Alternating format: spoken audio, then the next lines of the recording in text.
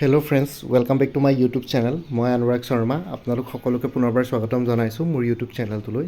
আজি মই আপোনালোকৰ সন্মুখত এটা নতুন ভিডিঅ'লৈ উপস্থিত হৈছোঁ আৰু আজিৰ ভিডিঅ'টোত মই আপোনালোকৰ সৈতে শ্বেয়াৰ কৰিম, ডিছকাছ কৰিম, ক্লেৰিফিকেশ্যন দিম, স্পষ্টীকৰণ কৰিম পাৰ্মানেণ্ট ৰেচিডেঞ্চ চাৰ্টিফিকেটৰ ওপৰত, পাৰ্মানেণ্ট ৰেচিডেঞ্চিয়েল চাৰ্টিফিকেট PRCৰ ওপৰত। চ' আপোনালোকে জানে যে কেইদিনমানৰ আগতে ডাইৰেক্টৰ অফ হায়াৰ এডুকেশ্যন আছামে এখন ন'টিচ পাছ কৰিছিলে।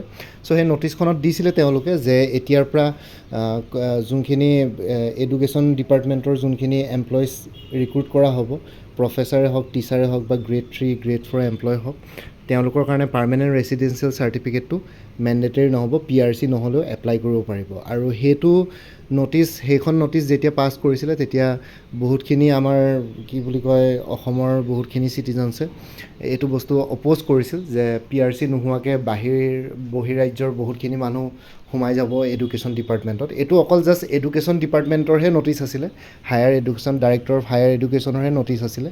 বাকী অন্য ডিপাৰ্টমেণ্টৰ বিষয়ে তেওঁলোকে কোৱা নাছিলে। এইটো অকল just directorate of higher education আছামে সেই ন'টিচখন পাছ কৰিছিলে যে PRC নালাগিলেও হ'ব। আৰু PRC নলগাৰ এইটো কাৰণ এনেকুৱা নহয়। এতিয়া চাওক, আপোনালোকক মই এটা কথা ক্লিয়াৰ কৰি দিছোঁ। এতিয়া আপোনালোকে যিমানবিলাক পৰীক্ষা এক্সামছ এপ্লাই কৰে, আছাম ডাইৰেক্ট ৰিক্ৰুইটমেণ্টেই হওক বা Assam public service commission APSC হওক বা অন্যান্য যোনখিনি এক্সামছ আপোনালোকে আছাম গভৰ্ণমেণ্টৰ আণ্ডাৰত এপ্লাই কৰে, তাতে পাৰ্মানেণ্ট ৰেচিডেঞ্চিয়েল চাৰ্টিফিকেটৰ কথাটো উল্লেখ কৰা থাকে। তাৰ বাহিৰেও আপোনালোকৰ PRCৰ বাহিৰেও আৰু কেইটামান অপশ্যনছ থাকে। নট অনলি PRCখন একেবাৰে মেণ্ডেটৰী বুলি নহয়, PRCৰ বাহিৰেও যিকোনো অপশ্যনছ এটা ফুলফিল কৰিলে হয়। লাইক অসমৰ এমপ্লয়মেণ্ট এক্সচেঞ্জ ৰেজিষ্ট্ৰেশ্যন চাৰ্টিফিকেট দৰকাৰ পৰে, মানে অসমৰে আপোনাৰ নিজৰ ডিষ্ট্ৰিক্টৰ এমপ্লয়মেণ্ট এক্সচেঞ্জ ৰেজিষ্ট্ৰেশ্যন চাৰ্টিফিকেট দৰকাৰ পৰে যিকোনো পৰীক্ষা এপ্লাই কৰিব পাৰে।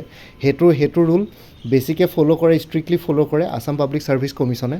আৰু লগতে বাকী ভোটাৰ ID আৰু লগতে যোনখন আধাৰ কাৰ্ড, সেইকেইখনো আজিকালি মেণ্ডেটৰী মানে কি আৰু সেইকেইখনো অপশ্যনত থাকে as a permanent residential proof হিচাপে। ঠিক আছে, চ' সেইখিনি বস্তু মেণ্ডেটৰী। আৰু ইয়াতে পাৰ্মানেণ্ট ৰেচিডেঞ্চিয়েল চাৰ্টিফিকেট PRC বুলি এখন কমপ্লিটলি ডেডিকেটেড ডকুমেণ্ট থাকে যদিও PRC বুলি ক'লে মানে আমি কিছুমান অন্য ডকুমেণ্টছো ধৰা হয় ইয়াতে। PRC পাৰ্মানেণ্ট ৰেচিডেঞ্চিয়েল চাৰ্টিফিকেট বুলি ধৰা হ'লে PRC বুলি এখন ডেডিকেটেড ডকুমেণ্ট থাকে, সেইটো চিয়'ৰ। কিন্তু তাৰ বাহিৰেও PRCৰ আণ্ডাৰত কিছুমান অন্য ডকুমেণ্টছো পৰে, লাইক আধাৰ কাৰ্ড, ভোটাৰ ID। ঠিক আছে, এতিয়া বৰ্তমান এমপ্লয়মেণ্ট এক্সচেঞ্জ ৰেজিষ্ট্ৰেশ্যন চাৰ্টিফিকেটো আপোনালোকৰ অসমৰ স্থায়ী বাসিন্দা হিচাপে ইয়াতে মেণ্ডেটৰী বুলি কোৱা হয়। আৰু এইবাৰো আছাম ডাইৰেক্ট ৰিক্ৰুইটমেণ্টত আপোনালোকে দেখিছে যে PRCটো মেণ্ডেটৰী হিচাপে এপ্লাই কৰোঁতে লগা নাছিলে। ADREৰ ক্ষেত্ৰতে কৈছোঁ, এতিয়া যিহেতু ADRE আহি আছে, PRCটো মেণ্ডেটৰী নাছিলে। এমপ্লয়মেণ্ট এক্সচেঞ্জ ৰেজিষ্ট্ৰেশ্যন চাৰ্টিফিকেট দিয়ে এপ্লাই কৰিব পাৰিছিলে, নহয়বা আধাৰ দিয়ে এপ্লাই কৰিব পাৰিছিলে। মই একচুৱেলি পাহৰি গ'লোঁ গোটেই প্ৰচেছটো। কিন্তু আমাৰ honourable chief minister doctor Himanta Biswa শৰ্মাই এইটোৰ ওপৰত ক্লেৰিফিকেশ্যন দিছিলে যে সেই ন'টিচখন অকল ডাইৰেক্টৰ অফ হায়াৰ এডুকেশ্যনে দিছিলে, কিন্তু তেওঁলোকে ইণ্ডিভিজুৱেলি সেইটো মানে এক্সক্লুচিভলি সেই ডিচিশ্যনটো ল'ব নোৱাৰে। তাৰ কাৰণে আছাম গভৰ্ণমেণ্টৰ এপ্ৰুভেল লাগিব। চ' সেইটো কাৰণে ডাইৰেক্টৰ অফ হায়াৰ এডুকেশ্যনে আমাৰ ষ্টেট এডুকেশ্যন মিনিষ্টাৰ ৰণোজ পেগুৰ কথা মতে সেই ন'টিচখন উঠাই ল'লে, উইথড্ৰ কৰিলে। আৰু এতিয়া তেনেকুৱা কোনো ধৰণৰ নিয়ম নাই যে PRC নহ'লেও কোনোবাই এপ্লাই কৰিব পাৰিব বুলি হায়াৰ এডুকেশ্যন ডিপাৰ্টমেণ্টবিলাকত বা পষ্টবিলাকৰ কাৰণে। চ' সেইটো বস্তু গ'ল। কিন্তু চিফ মিনিষ্টাৰে আৰু এটা বস্তু ক্লেৰিফিকেশ্যন দিছিলে যে PRCখনে অকল অসমৰ স্থায়ী বাসিন্দা হিচাপে প্ৰুফ দিব নোৱাৰে। অসমৰ স্থায়ী বাসিন্দা হ'বৰ কাৰণে লোকেল লেংগুৱেজ জনাটো বহুত বেছি ইম্পৰ্টেণ্ট। চ' তেওঁ সেইটো কথাও কৈছিলে যে লোকেল লেংগুৱেজ প্ৰফিচিয়েঞ্চি থাকিব লাগিব অসমীয়া ভাষাটোৰ বা তেনেকুৱা ধৰণৰ লোকেল যোনখিনি লেংগুৱেজ আছে, যিকোনো এটা ষ্টেট লেংগুৱেজৰ প্ৰফিচিয়েঞ্চি থাকিব লাগিব। আৰু লগতে ষ্টেট এমপ্লয়মেণ্ট এক্সচেঞ্জত নিজৰ ৰেজিষ্ট্ৰেশ্যন থাকিব লাগিব। আৰু বহুতে ভাবে যে লোকেল লেংগুৱেজ আমাৰ এতিয়া বেংগলীও হয়, ঠিক আছে, অসমৰ অফিচিয়েল লেংগুৱেজ হিচাপে। এতিয়া বেংগলী জানিলে হয়তো ৱেষ্ট বেংগলৰ কেণ্ডিডেটছো এপ্লাই কৰিব পাৰিব বুলি ভাবে। কিন্তু ৱেষ্ট বেংগলৰ যোনখিনি কেণ্ডিডেটছ আছে তেওঁলোকৰ আকৌ state employment exchange registration certificate নাথাকে, ঠিক আছে, PRCটো নাথাকেই। তাৰোপৰি আকৌ আপোনালোকৰ আধাৰ কাৰ্ড, ভোটাৰ ID সেইবিলাকতো নাথাকে অসমৰ। চ' সেইটো কাৰণে বেলেগ ৰাজ্যৰ কেণ্ডিডেটছে এপ্লাই কৰিব নোৱাৰে। চ' সেইটো আপোনালোকে নিশ্চিন্ত হৈ থাকক, যদি লিগেলি যায় বস্তুবোৰ তেতিয়াহ'লে এপ্লাই কৰিব নোৱাৰে। আৰু বাকী যোনখিনি যোনখিনি বেংগলী লেংগুৱেজ জনা কেণ্ডিডেটছ আছে বেচিকেলি আমাৰ বাৰাক ভেলীৰ পৰা বিলং কৰে। বাৰাক ভেলীটো অসমৰে হয়। চ' বাৰাক ভেলীৰ 3খন ডিষ্ট্ৰিক্ট আছে, কাছাৰ, কৰিমগঞ্জ আৰু হাইলাকান্দি। চ' সেই 3খন ডিষ্ট্ৰিক্টৰ কেণ্ডিডেটছে ইয়াতে এপ্লাই কৰিব পাৰিব। এইটো লোকেল লেংগুৱেজত পৰে বেংগালীটো, মানে অসমৰ অফিচিয়েল লেংগুৱেজত বেংগালী, বড়ো, আছামিজ, ঠিক আছে। এই 3টা লেংগুৱেজ জানাৰ যদি কওঁ তেতিয়াহ'লে তেওঁলোকে এপ্লাই কৰিব পাৰে। আৰু তেওঁলোকৰ হাততো ষ্টেট এমপ্লয়মেণ্ট এক্সচেঞ্জৰ ৰেজিষ্ট্ৰেশ্যন চাৰ্টিফিকেট থাকে, লগতে আধাৰ কাৰ্ড থাকিব, ভোটাৰ ID থাকিব। আৰু PRC-খন কি বুলি কয়, অলদ' গভাৰ্মেণ্টে তেনেকৈ কৈছে PRC-খন মেণ্ডেটৰী নহয়। আছাম ডাইৰেক্ট ৰিক্ৰুইটমেণ্টৰ ক্ষেত্ৰতো এপ্লাই কৰা টাইমততো PRC মেণ্ডেটৰী নাছিলে। এতিয়া পাছত যদি PRC মেণ্ডেটৰী কৰে তেতিয়াহ'লে সেইটো চাব লাগিব। খালি কথাটো হ'ল যে এতিয়া আপোনালোকে PRC পাৰ্মানেণ্ট ৰেচিডেঞ্চিয়েল চাৰ্টিফিকেট উলিয়াবৰ কাৰণে আপোনালোকে বহুতখিনি বস্তু হেডেক ল'বলগীয়া হয়। চাৰ্কুল অফিচৰ পৰা DC অফিচ, DC অফিচৰ পৰা পুলিচ ভেৰিফিকেশ্যনৰলৈকে। চ' সেইখিনি বহুত টাইম কনজিউমিং প্ৰচেছ হয় গোটেই বস্তুটো। চ' এতিয়া পৰীক্ষাৰ আগত আপোনালোকে সেইখিনি বস্তু হেডেক নল'ব, ঠিক আছে। পাছত যেতিয়া পৰীক্ষা আপোনালোকৰ ৰিটেন এক্সামিনেশ্যন হৈ যোৱাৰ পিছতো আকৌ ৰিজাল্ট দিবৰ কাৰণে বহুতখিনি টাইম ৱেইট কৰিব লগা হয়। এৰাউণ্ড 3 মাহমান টাইম পাব। 3 মাহমান টাইম ৰিজাল্ট দিয়াৰ পিছতো আকৌ নেক্সট ষ্টেজটোৰ কাৰণে আকৌ 1-1.5 মাহ টাইম পাব। চ' তেনেকৈ আপোনালোকে ৰিটেন এক্সামৰ পিছতো কমেও 4-5 মাহ 6 মাহলৈকে টাইম পাবগৈ পাৰে, ঠিক আছে। আপোনালোকে জানে এইটো গভাৰ্মেণ্টে কোৱাতটো কৈ দিয়ে 2 মাহতে কমপ্লিট হৈ যাব, কিন্তু 2 মাহ নহয়, কিবাকিবি বহুত অবষ্টেকলছ আহি থাকে, কিবাকিবি আনফৰ্চিন চাৰ্কামষ্টেঞ্চেছ ক্ৰিয়েট হৈ থাকে। চ' তেনেকৈ আপোনালোকে মিনিমাম 4 মাহটো সময় পাই যাব, মিনিমাম 3 মাহটো সময় পাবই ৰিটেন এক্সাম দি উঠাৰ পিছত। তাৰপিছত 3 মাহৰ পিছত আৰু 3 মাহৰ পৰা 6 মাহলৈকে সময় পাব। তেতিয়া যদি কেনেবাকৈ PRC মেণ্ডেটৰী কৰে, পাছত যদি আছাম গভাৰ্মেণ্টৰ পৰা কিবা নটিচ আহে, তেনেকুৱা ধৰণৰ কিবা গভাৰ্মেণ্ট নটিফিকেশ্যন, তেতিয়া আপোনালোকে PRC বনাই ল'ব। PRC বনাবৰ কাৰণে আপোনালোকে অলপ ঘূৰা ফুৰা কৰিব লাগিব, 1 সপ্তাহ 10 দিন আপোনালোকে টাইম দিব লাগিব। চ' সেইটো কাৰণে পৰীক্ষাৰ আগত এতিয়া হেডেক নল'ব। পৰীক্ষাবোৰ আহি আছে, নট অনলি ADRE, APSCৰো বহুত পৰীক্ষা আহি আছে, আৰু লগতে অন্য কিছুমান ডিপাৰ্টমেণ্টৰ পৰীক্ষা কিছুমান হ'বলগীয়া হৈ আছে। চ' এতিয়াৰ পৰা পৰীক্ষাবিলাক ষ্টাৰ্ট হৈছেহে, আৰু লাহে লাহে জুলাই আগষ্টৰ পৰা ষ্টাৰ্ট হৈ পেলাই এতিয়া একেবাৰে ডিচেম্বৰ জানুৱাৰীলৈকে পৰীক্ষাবোৰ থাকিবগৈ, মানে এপ্ৰিললৈকে থাকিব যদি আমি ছেকেণ্ড ষ্টেজৰ কথা কওঁ। ADREটো গোটেই প্ৰচেছটো কমপ্লিট হওঁতে একেবাৰে এপ্ৰিল-মে পাবগৈ।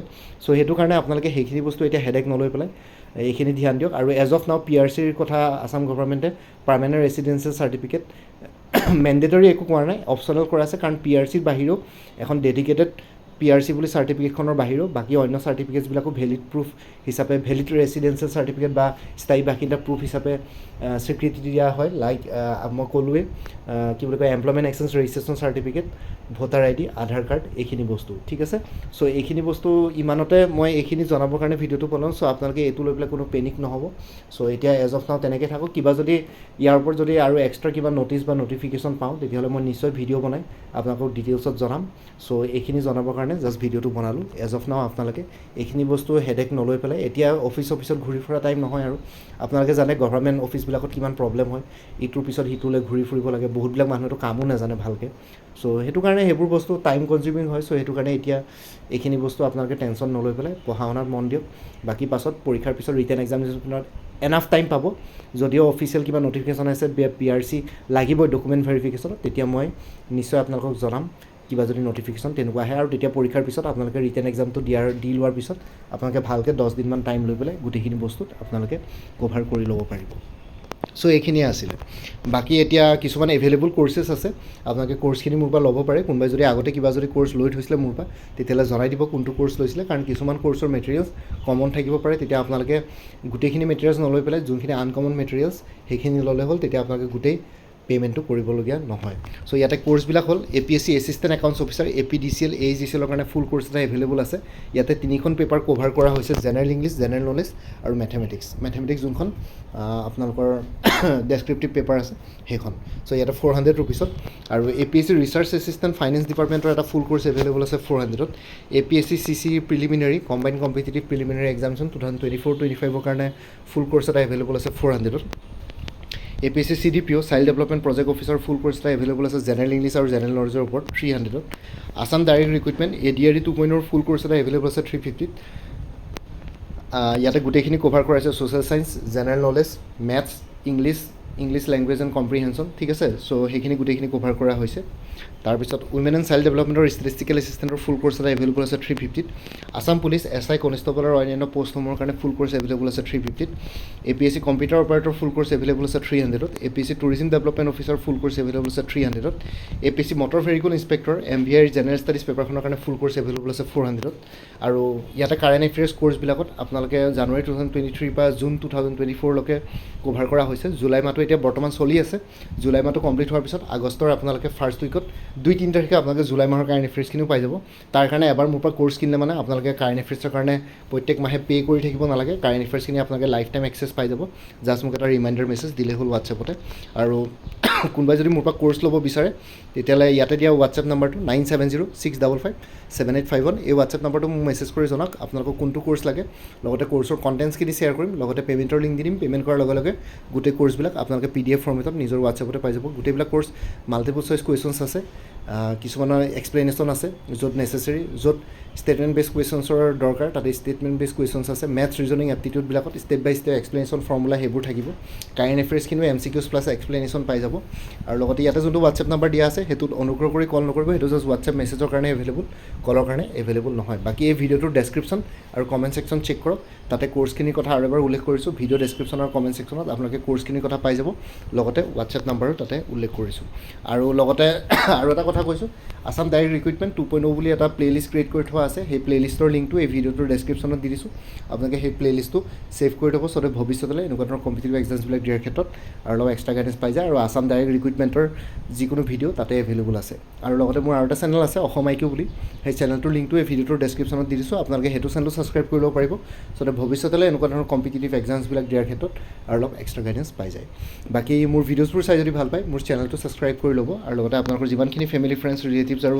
চিনাকি এক্সপিৰিয়েঞ্চ আছে তেওঁলোকৰ লগত মোৰ চেনেলটো শ্বেয়াৰ কৰিব লগতে কমেণ্ট ছেকশ্যনত জনাব কিবা যদি কুৱেশ্যন থাকে ডাউট থাকে মই নিশ্চয় আপোনালোকৰ কুৱেশ্যনছ আৰু ডাউটছবিলাকৰ ৰিপ্লাই দিবলৈ চেষ্টা কৰিম বাকী এই ভিডিঅ' ডেছক্ৰিপশ্যন আৰু কমেণ্ট ছেকশ্যন চেক কৰক তাতে কোৰ্চসমূহৰ কথা ভালকৈ উল্লেখ কৰা আছে বাকী আজিৰ ভিডিঅ'টো ইমানতে সমাপ্ত কৰি আপোনালোক সকলোৰ পৰা বিদায় ল'লোঁ কাইলৈ পুনৰ এটা নতুন ভিডিঅ' লৈ আপোনালোকৰ সন্মুখত উপস্থিত হ'ম তেতিয়ালৈকে ভালকৈ প্ৰিপেৰেশ্যন কৰি থাকক সকলোৱে অল দি বেষ্ট থাকিলে bye take care friends Bharat মাতা কি জয় জয় আই অসম